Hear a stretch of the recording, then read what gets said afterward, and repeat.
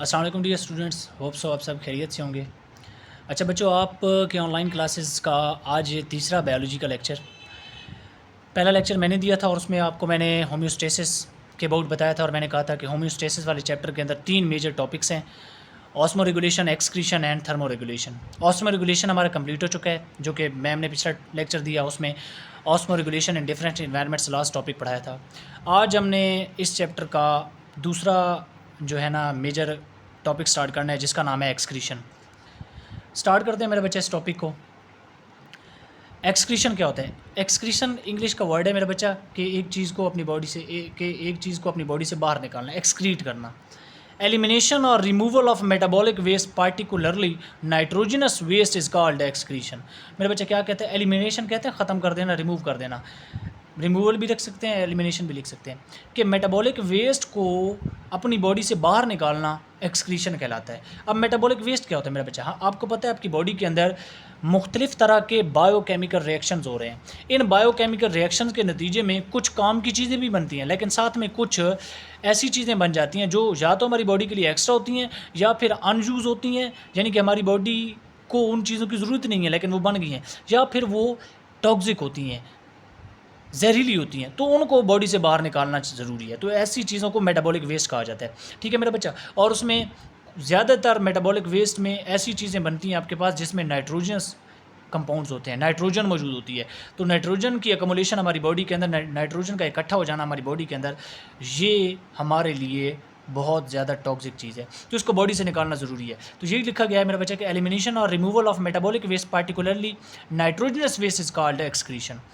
अब मेरा बच्चा, आपकी बुक के अंदर ये एक्सक्रीशन जहाँ से लेके ऐसे सारा पैराग्राफ में लिखा है, लेकिन यहाँ पे 2 क्वेश्चन बनते हैं, शॉर्ट क्वेश्चन। एक एक्सक्रीशन को डिफाइन करें और एक क्वेश्चन आ जाता है कि how metabolic waste is produce. भाई मेटाबॉलिक वेस्ट जिसको हम रिमूव कर रहे हैं एक्सक्रीशन के प्रोसेस से, वो हमारी बॉडी के बनता कैसे है, बॉडी के अंदर बनता कैसे है। तो भाई ये 2 पॉइंट्स आपने लिखने हैं इसके आंसर में।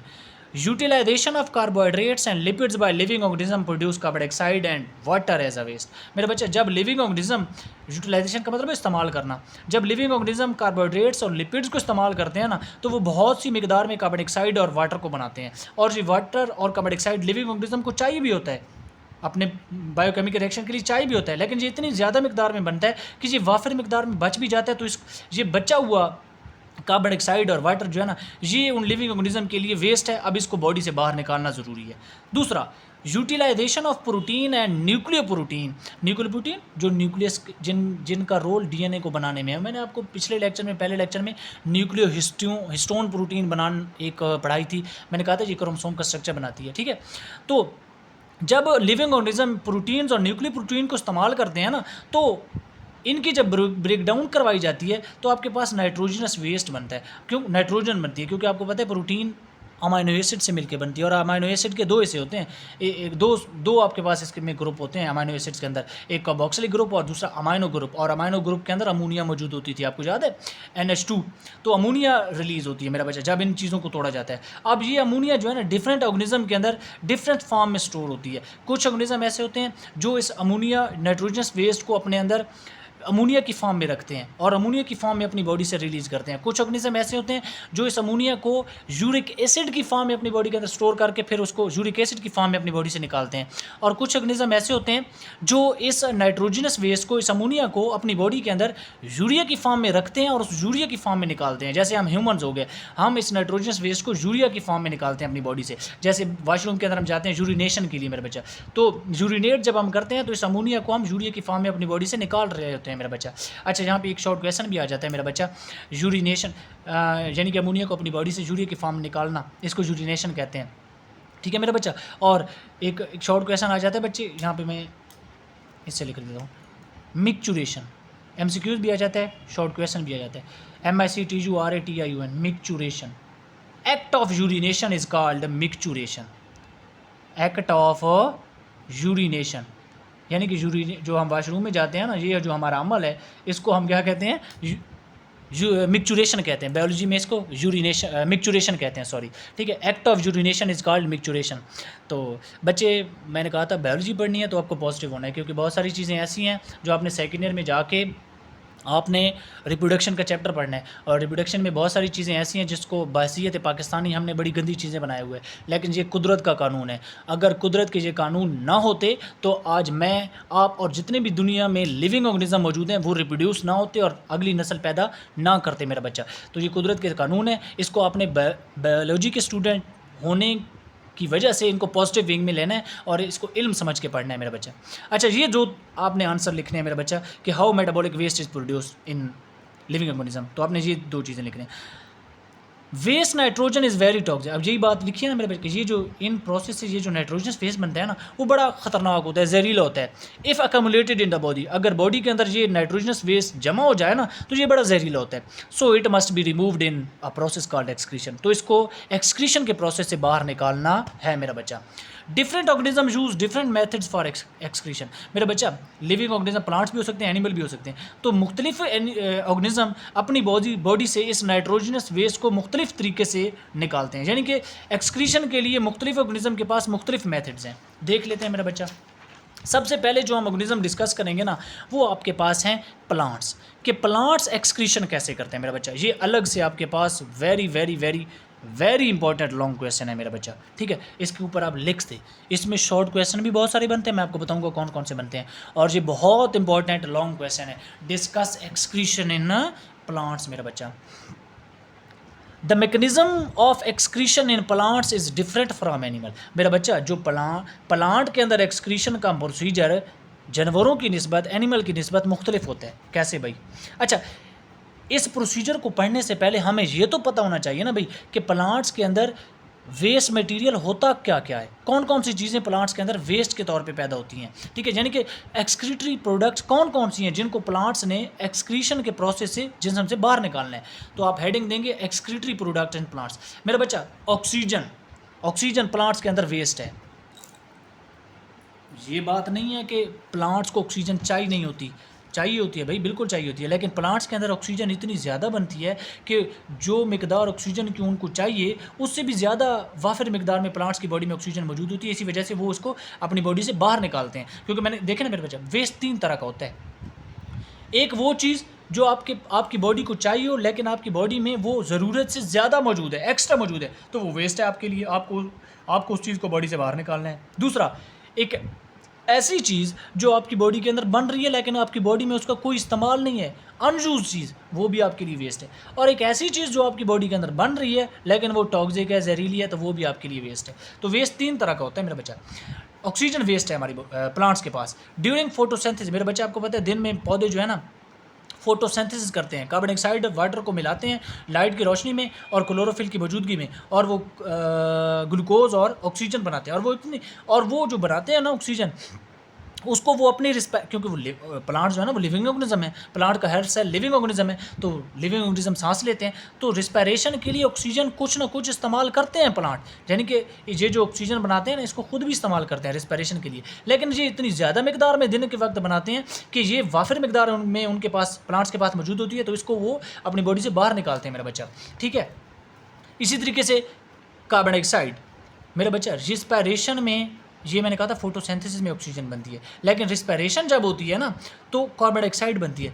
अब रिस्पायरेशन क्या है मेरा बच्चा? ये जो इक्वेशन मैंने फोटोसिंथेसिस वाली आपको बताई ना, इसको उल्ट कर दें तो ये रिस्पायरेशन की इक्वेशन बन जाएगी। है ना मज़े की बात? देखें, रिस्पायरेशन और फोटोसिंथेसिस में हम क्या करते हैं, कार्बन डाइऑक्साइड और वाटर को मिलाते हैं लाइट और सूरज की मौजूदगी में, लाइट और क्लोरोफिल की मौजूदगी में ग्लूकोज और ऑक्सीजन बनती है। रिस्पायरेशन में क्या होता है, हम इस ग्लूकोज को ऑक्सीजन की मदद से तोड़ते हैं और कार्बन डाइऑक्साइड, वाटर और एटीपी एनर्जी बनवाते हैं। अब आप सोच रहे होंगे कि सर जब हमने इनको मिलाया था और ये चीज़ बनवाई थी तो यहाँ पे तो एनर्जी हमने लिखा ही नहीं है, लेकिन जब इसको तोड़ा है ग्लूकोज को, तो आप कह रहे हैं कि वाटर बना है, कार्बन डाइऑक्साइड और साथ में एनर्जी बनी है। और भाई खुदा के बंदे देखो, जब फोटोसिंथेसिस होगी, कार्बन डाइऑक्साइड और वाटर को जब हम मिलवाएंगे तो ये मैंने ऊपर लाइट लिखा है ना, तो लाइट सन क्या हीट देता है ना भाई, लाइट आने का मकसद क्या, हीट देना।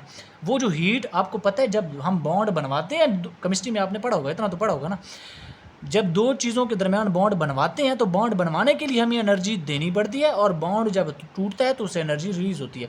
तो हम इन दो सिंपल चीज़ों को जब मिलवाते हैं तो इनके दरमियान बॉन्ड बनवाते हैं, और लाइट वो एनर्जी देती है बॉन्ड बनवाने के लिए, और ग्लूकोज बनता है। जब ये तो होती है फोटोसिंथेसिस। जब रिस्पायरेशन होती है ना, यानी कि जब इसका उल्ट, इस रिएक्शन को उल्ट कर लें, कब इस ग्लूकोज को, ये कम्प्लेक्स मॉलिक्यूल है, इसको ऑक्सीजन की मौजूदगी में जब तोड़ा जाता है जो, तो इसको बनाने के लिए लाइट ने जो एनर्जी दी थी ना, यानी कि बॉन्ड बनवाने के लिए, अब वो जब ये बॉन्ड टूटता है तो वही लाइट वाली एनर्जी निकलती है। तो वाटर, कार्बन डाइऑक्साइड और जो एनर्जी इसमें स्टोर हुई थी बॉन्ड बनाते वक्त, वो एटीपी की फॉर्म में रिलीज होती है और वही एटीपी हमारी बॉडी काम करने के लिए इस्तेमाल करती है। तो रिस्पायरेशन में कार्बन डाइऑक्साइड एक्स्ट्रा बनती है, ये जो कार्बन डाइऑक्साइड बनती है इसमें से कुछ वो दोबारा फोटोसिंथेसिस में इस्तेमाल हो जाती है, और ज़्यादा ये बनती है तो जो ज़्यादा बनती है उसको प्लांट जो है ना अपनी बॉडी से निकाल देते हैं। ठीक है मेरे बच्चे, बाहर निकाल दे। इसी वजह से कहते हैं कि रात के वक्त दरख्तों के नीचे नहीं सोना चाहिए, क्योंकि रात के वक्त जब प्लांट्स रिस्पायर करते हैं ना, तो रात को सूरज तो होता नहीं है, तो लाइट होती नहीं है, तो फोटोसिंथेसिस तो नहीं होती ना, तो इसी वजह से रात के वक्त कार्बन डाइऑक्साइड तो रिस्पायरेशन, क्योंकि सांस तो प्लांट ले रहे होते हैं, तो कार्बन डाइऑक्साइड तो बन रही होती है, तो सारी की सारी कार्बन डाइऑक्साइड, क्योंकि फोटोसिंथेसिस हो नहीं रही तो कार्बन डाइऑक्साइड फोटोसिंथेसिस में तो इस्तेमाल होती नहीं है, तो सारी की सारी कार्बन डाइऑक्साइड प्लांट अपनी बॉडी से बाहर निकालते हैं। तो इसी वजह से कहते हैं कि दरख्तों के नीचे रात को नहीं सोना चाहिए, क्योंकि कार्बन डाइऑक्साइड ज़्यादा हो जाती है, जिसकी वजह से आप का दम घुटने लग जाता है और बेहोश हो जाते हैं या फौत हो जाते हैं, और हमें फिर ले जाते हैं पीरों के पास कि इसके पे दरख्तों वाले जिन आ गए हैं। भाई जिन विन नहीं आते, कार्बन डाइऑक्साइड ज़्यादा हो जाती है जिसकी वजह से आप बेहोश हो जाते हैं, जिन विन नहीं आते, फिर वो पीर वगैरह हमें डंडों से मार मार के हमारे जिन निकालते हैं और उल्टा बीमार हमें हड्डी पसलियाँ तोड़ देते हैं। तो जिन विन नहीं होते भाई, कार्बन डाइऑक्साइड की कंसनट्रेशन ज़्यादा हो जाती है। इसी तरीके से H2O भी साथ में, क्योंकि देखें ना कार्बन डाइऑक्साइड भी बनती है, वाटर भी, तो वाटर भी साथ में वेस्ट के तौर पे बनता है, इसको भी प्लांट्स जो है ना अपनी बॉडी से निकालते हैं, ट्रांसपायरेशन से निकालते हैं या गुटेशन से निकालते हैं। गुटेशन और ट्रांसपायरेशन में भी फ़र्क है, वो भी आगे जाके मैं बताऊंगा मेरा बच्चा।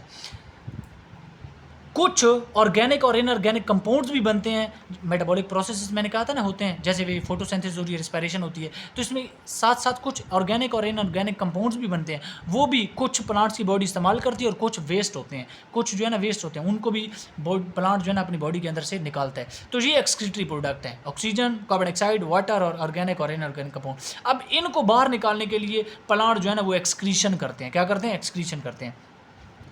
प्लांट्स रिमूव दीज वेस्ट, ये चार चीज़ें, बाय डिफरेंट वेज, मुख्तलिफ तरीक़ों को इस्तेमाल करके इन वेस्ट को प्लांट अपनी बॉडी से बाहर निकालते हैं मेरा बच्चा। पहला जो तरीका है ना वो है एक्सक्रीशन बाय वैक्यूल। वैक्यूल क्या चीज़ है मेरा बच्चा? अब मैं आपको ले जाता हूँ आपकी कच्ची पक्की क्लास में, जब आप छोटे होते थे और कच्ची पक्की क्लास में आप पढ़ते थे differentiate between animal cell and plant cell, तो आप एक लाइन पढ़ा करते थे कि in plant cell there is a large central vacuole is present, कि प्लांट के सेल के अंदर एक बड़ा सेंट्रल वैक्यूल मौजूद होता है, जिसकी वजह से प्लांट के सेल का न्यूक्लियस साइड पे मौजूद होता है। और एनिमल सेल में आप लिखते थे कि there are many small vacuoles are present in animal cell and the nucleus of the animal cell is present in the centre. ठीक है, अब इसको मैं उर्दू में बता देता हूँ कि आप तब कहते थे कि प्लांट के सेल का न्यूक्लियस साइड पे मौजूद होता है, वो इस वजह से क्योंकि प्लांट के सेल में एक बड़ा वैक्यूल सेंटर में मौजूद होता है और एक ही वैक्यूल मौजूद होता है, जबकि एनिमल सेल में बहुत सारे छोटे छोटे वैक्यूल साइडों में मौजूद होते हैं और एनिमल के सेल का न्यूक्लियस दरमियान में मौजूद है। ये आपको पता है, ये आपने पढ़ा था। तो उस वैक्यूल से प्लांट जो है ना, वो जो एक बड़ा वैक्यूल है ना, उससे एक्सक्रीशन भी करवाते हैं। कैसे भाई? क्योंकि इस वैक्यूल का और कोई काम भी नहीं है प्लांट के सेल में, ये बड़ा ऐसे ही इसने जगह घेरी हुई निकम्मा, तो इसको प्लांट जो है ना इस्तेमाल करते हैं। Plants have large central vacuole, बात होगी। It is used by the plants to store some useful products. मेरा बच्चा यहाँ पे एक चीज़ मैं लिखना भूल गया, plants have large central vacuole, it is used by plants as storehouse। MCQs आ जाए ना मेरा बच्चा, store house of the plant इस कॉल्ड, तो आपने वैक्यूल पे टिक करना है। ठीक है, प्लांट के पास एक लार्ज सेंट्रल वैक्यूल होता है और प्लांट उस लार्ज सेंट्रल वैक्यूल को स्टोर हाउस, जैसे आप घरों में आपने स्टोर रूम बनाया हुआ है, कोई भी कबाड़, कोई भी आपकी वो चीज़ जो आप इस्तेमाल नहीं करते स्टोर रूम में फेंक देते हैं, ठीक है, कि रख लो शायद बाद में इस्तेमाल हो जाए, या फिर कबाड़ी आएगा तो उसको दे देंगे। तो प्लांट भी जो है ना इसको स्टोर रूम के तौर पर इस्तेमाल करता है।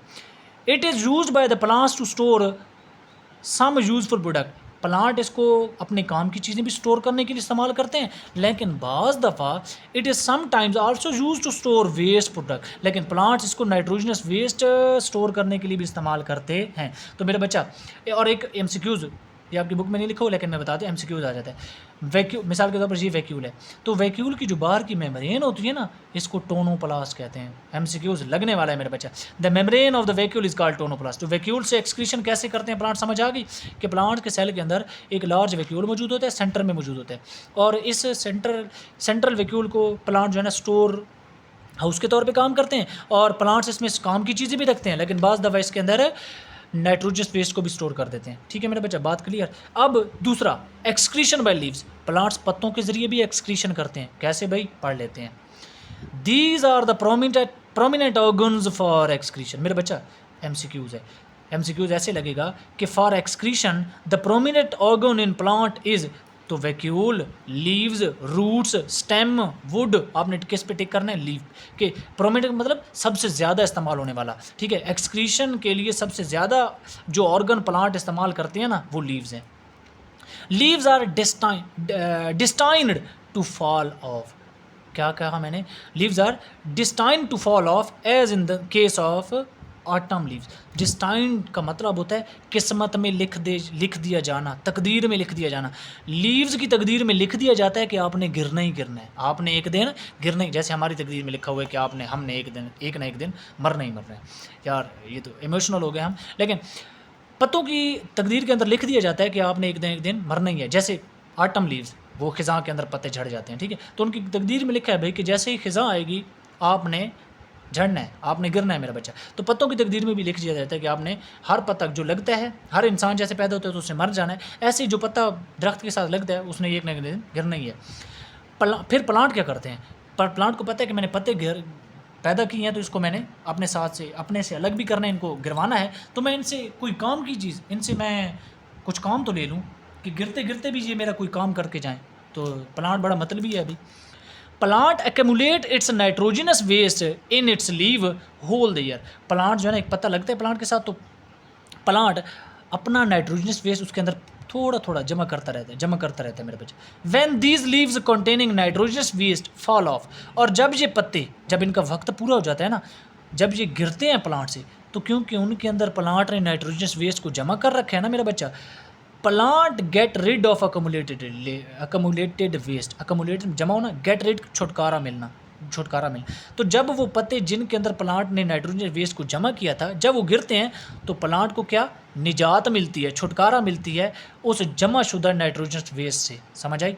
Leaves play role in excretion, so these are called एक्सक्रीटोफोर।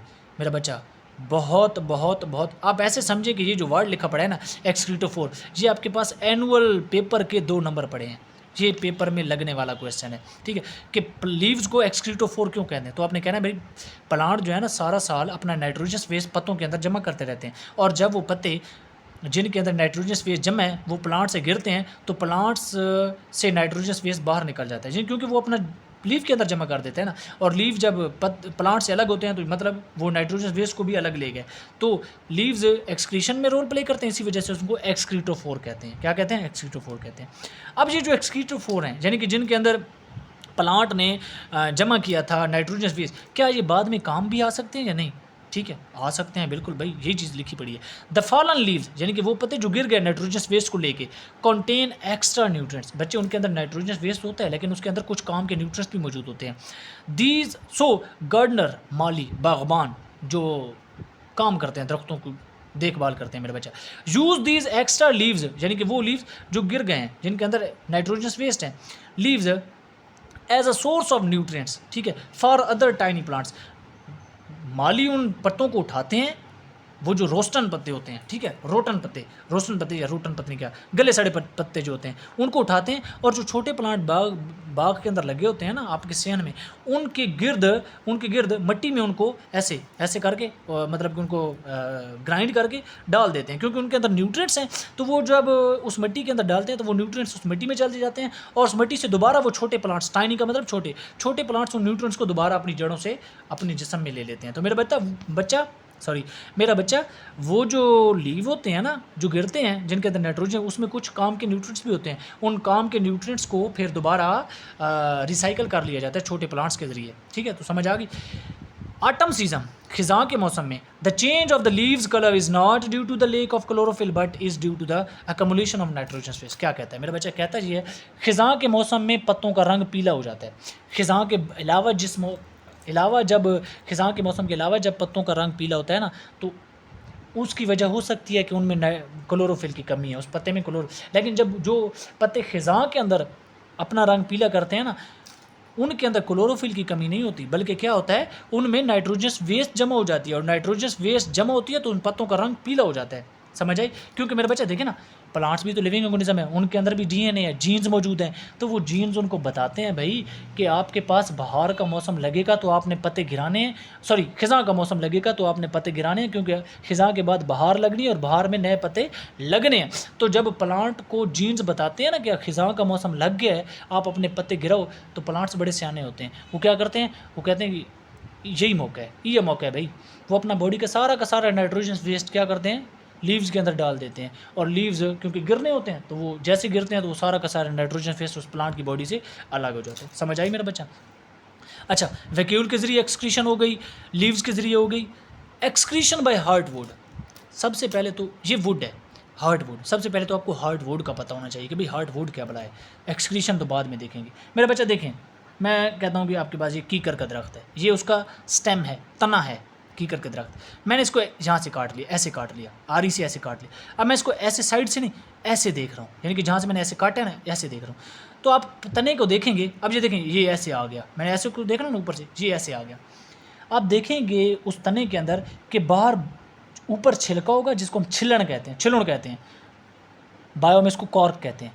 दरमियान में एक ब्राउन कलर की लकड़ी होगी, और बिल्कुल जो सेंटर होगा ना, उसमें काले रंग की लकड़ी होगी। जो बाहर का छिलका होता है उसको फ्लोएम बनाता है। फ्लोएम वास्कुलर बंडल्स होते हैं ना, वास्कुलर प्लांट्स के अंदर दो तरह के टिश्यू होते हैं, जाइलम और फ्लोएम।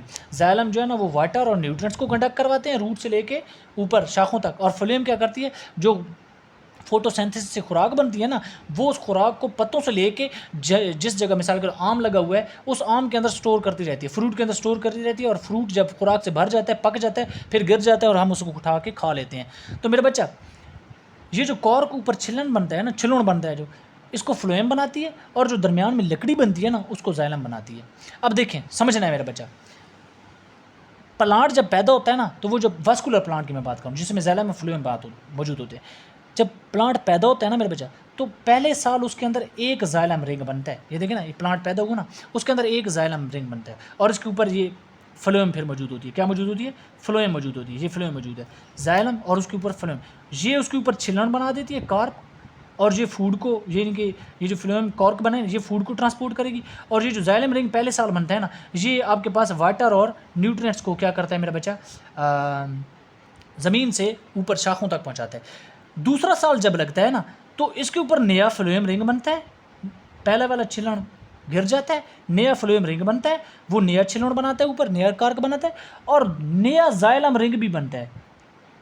अब नया जाइलम रिंग फंक्शनल हो जाता है, यानी कि ये अब वाटर और न्यूट्रिएंट्स को ज़मीन से ऊपर ले जाएगा, और जो पुराना जो पहले साल बना था ना, वो नॉन फंक्शनल हो जाएगा, और वो वुड में कन्वर्ट हो जाएगा। किस में कन्वर्ट हो जाए? वुड। फिर इसी तरीके तीसरा साल लगेगा, तो जो दूसरा जाइलम रिंग होगा ना, वो वुड में कन्वर्ट हो जाएगा, नॉन फंक्शनल हो जाएगा, और जो तीसरा नया रिंग बनेगा ना, वो फंक्शनल होगा, और वो वाटर वगैरह को ऊपर ट्रांसपोर्ट करवाएगा। तो मेरा बच्चा, जो ओल्डर रिंग होते हैं ना, वो हार्डवुड कहलाते हैं, यानी कि वो लकड़ी बनाते रहते हैं, और जो नया रिंग बनता है ना, वो सैपवुड कहलाता है, और वो ट्रांसपोर्ट करता है वाटर को ज़मीन से ऊपर की तरफ। अब ये सैपवुड और हार्डवुड में शॉर्ट क्वेश्चन लग जाता है मेरा बच्चा कि सैपवुड और हार्डवुड में क्या फ़र्क है, तो मैं पहले आपको ये पढ़ा देता हूँ।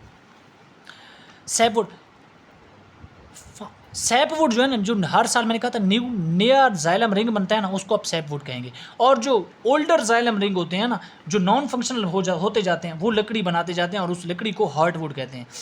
अब उसका काला रंग क्यों हो जाता है, वो मैं आपको बात बताता हूँ।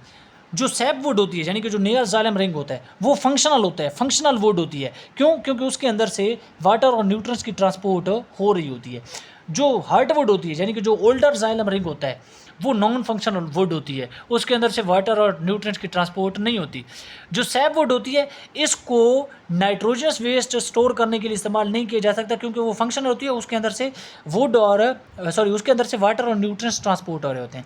लेकिन जो ओल्डर जाइलम होता है ना, जो लकड़ी में कन्वर्ट हो जाता है, जो दरमियानी हिस्सा होता है लकड़ी का काला हिस्सा, यानी कि ये वाला, ये काला हिस्सा। अब ये जो सफ़ेद मैंने दिखाया ये सैपवुड है, ये न्यूली फॉर्म्ड रिंग्ड है, लेकिन जो काला बन गया वो ओल्डर जाइलम है। ये मेरा बच्चा नाइट्रोजनस वेस्ट को स्टोर करने के लिए इस्तेमाल किया जाता है। इसी वजह से, क्योंकि इसके अंदर नाइट्रोजनस वेस्ट स्टोर होता है, तो इसी वजह से ये काला हो जाता है, यानी कि ये सड़ जाता है, इसका रंग काला हो जाता है।